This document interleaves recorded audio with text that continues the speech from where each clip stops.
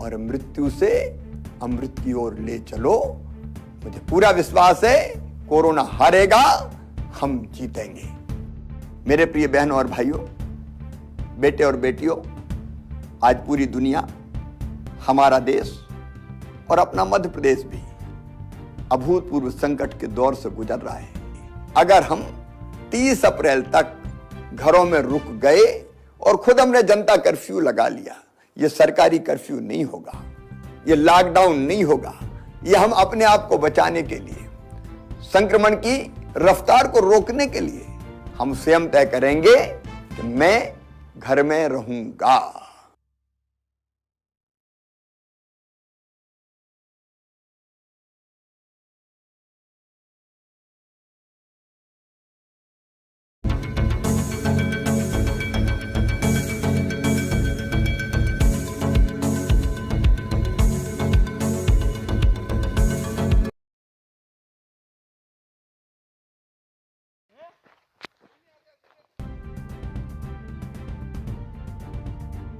मेरे प्रिय बहनों और भाइयों, बेटे और बेटियों, आज पूरी दुनिया, हमारा देश और अपना मध्य प्रदेश भी अभूतपूर्व संकट के दौर से गुजर रहा है।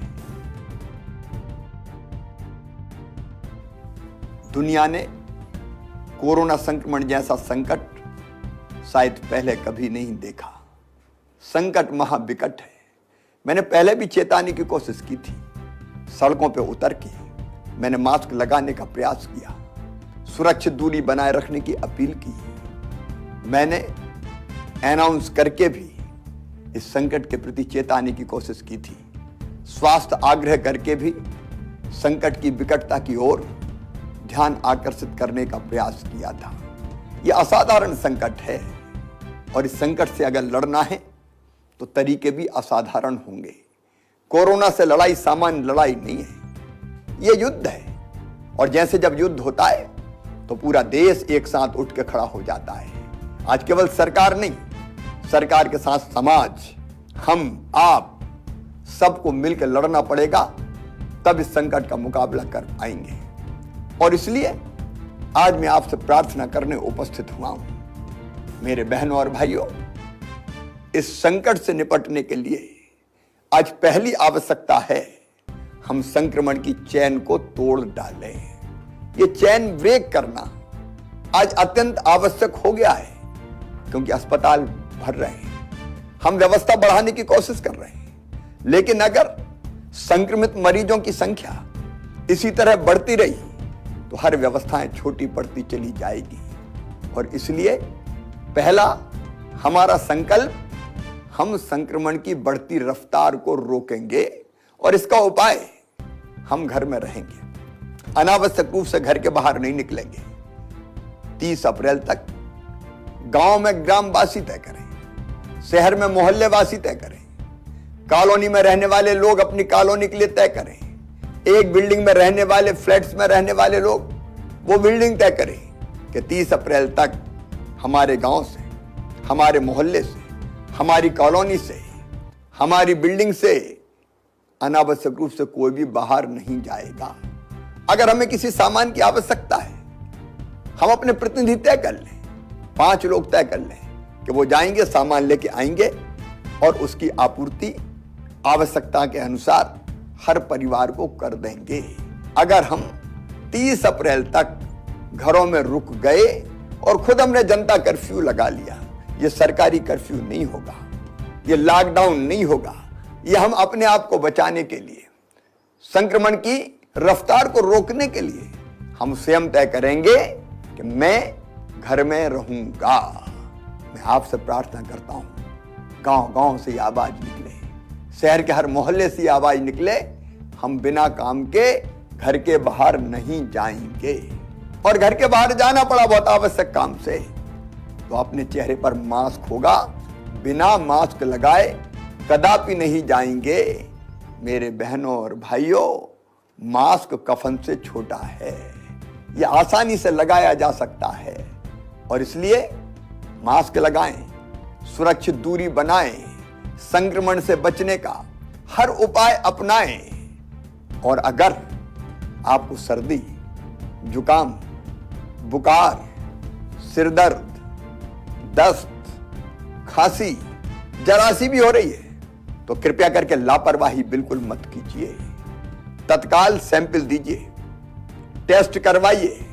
सरकारी व्यवस्था में टेस्ट निःशुल्क हो रहे हैं। टेस्ट करवाने में बिल्कुल देर मत कीजिए।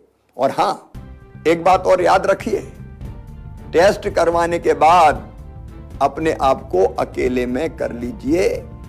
घर में अकेले रहिए।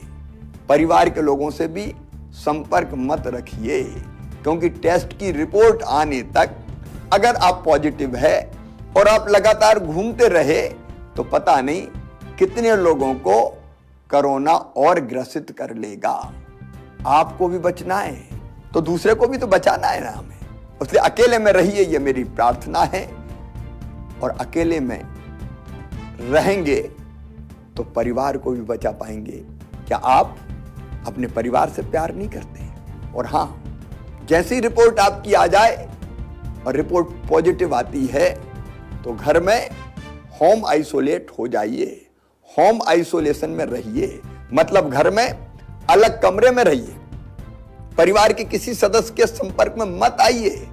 अगर आप उसको प्यार करते हैं तो, और परिवार वाले भी कितना ही प्यार करें, अगर हमारे परिवार से कोई संक्रमित हो गया है तो हम उससे नहीं मिलेंगे ताकि हम संक्रमण से बचे रहें। उसको अलग से भोजन दिया जा सकता है।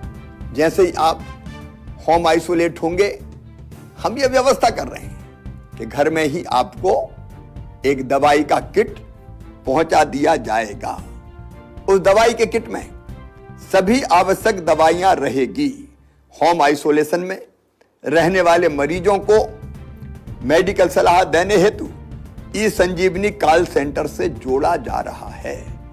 हम यह सुनिश्चित कर रहे हैं कि कॉल सेंटर से टेलीमेडिसिन के माध्यम से डॉक्टर संक्रमित भाई बहन से फोन करके ये सलाह दे कि उसको क्या करना है, क्या नहीं करना है। आपके जो लक्षण है आप बताएं, डॉक्टर से सलाह प्राप्त करें।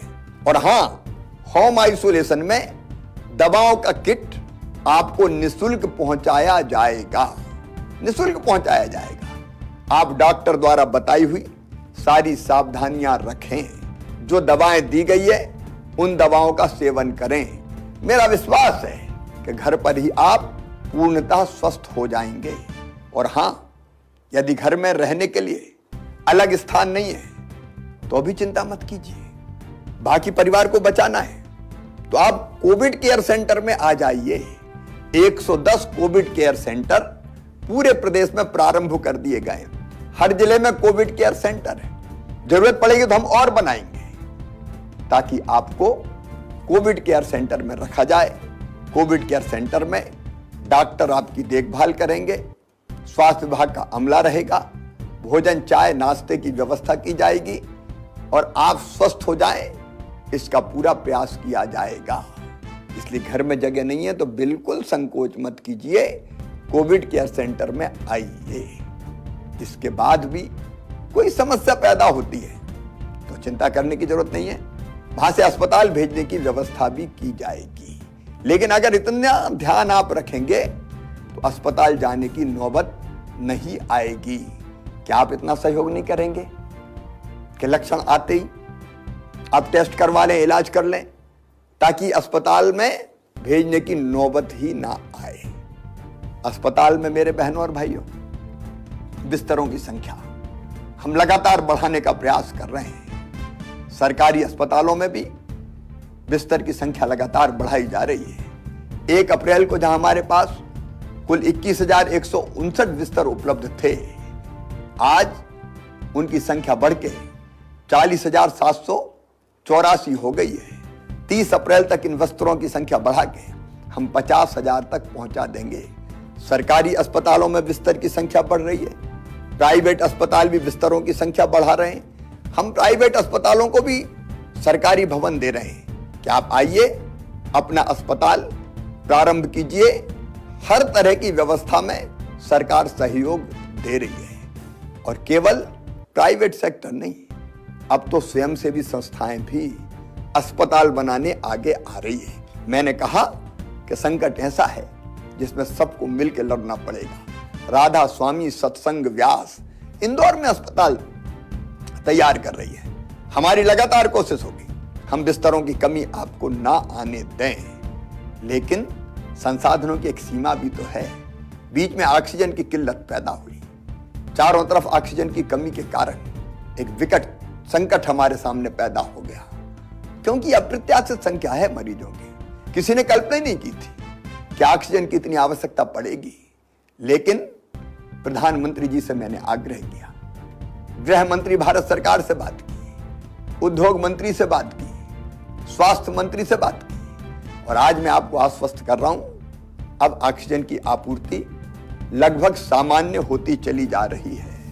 8 अप्रैल को ऑक्सीजन की आपूर्ति 130 मीट्रिक टन थी, जो 12 अप्रैल को बढ़ के 267 मीट्रिक टन हो गई, 17 अप्रैल को बढ़ के 390 मीट्रिक टन हो गई, और आगे बढ़ती हुई ऑक्सीजन की आवश्यकता को देखते हुए मैं प्रधानमंत्री जी को धन्यवाद देना चाहूंगा।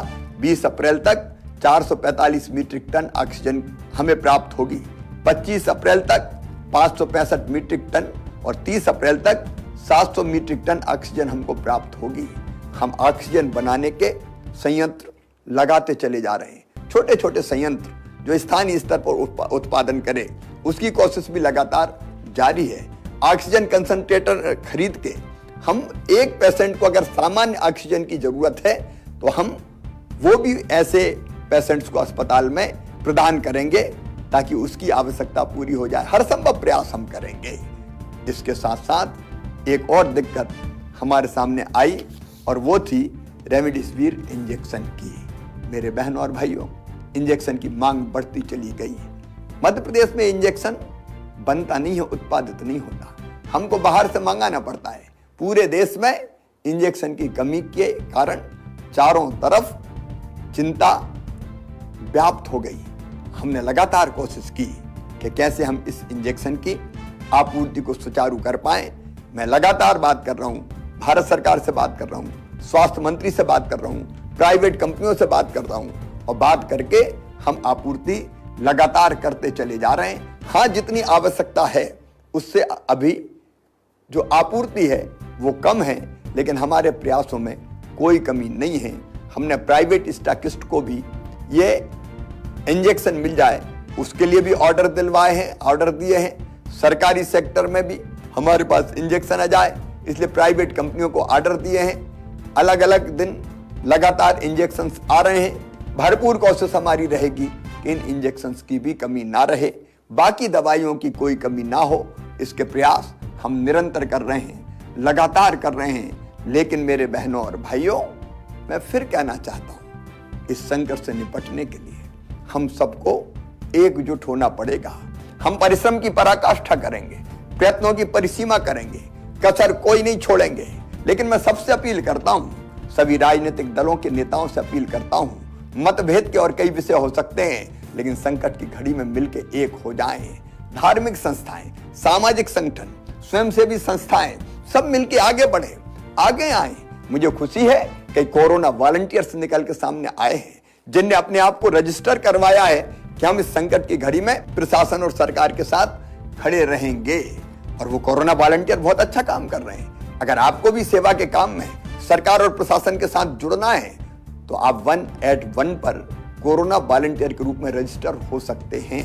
आपको हेल्प डेस्क पर काम दिया जा सकता है, जागरूकता पैदा करने के लिए काम दिया जा सकता है, मोहल्लों में जनता की सेवा करने का काम दिया जा सकता है।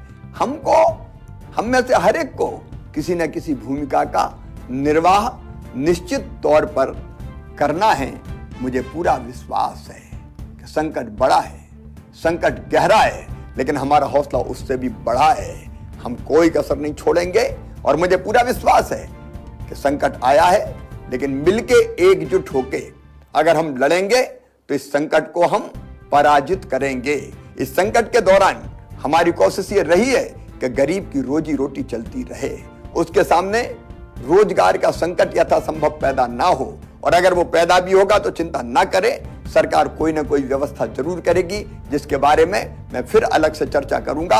आज मैं फिर एक बार अपने सभी बहनों और भाइयों से प्रार्थना करता हूं कि संकट की घड़ी में हम सब आगे आए, संक्रमण की चैन तोड़ें, खुद जनता कर्फ्यू लगाएं और संक्रमित अगर हो जाते हैं तो तुरंत इलाज शुरू करें ताकि अस्पताल जाने की नौबत ही ना आए।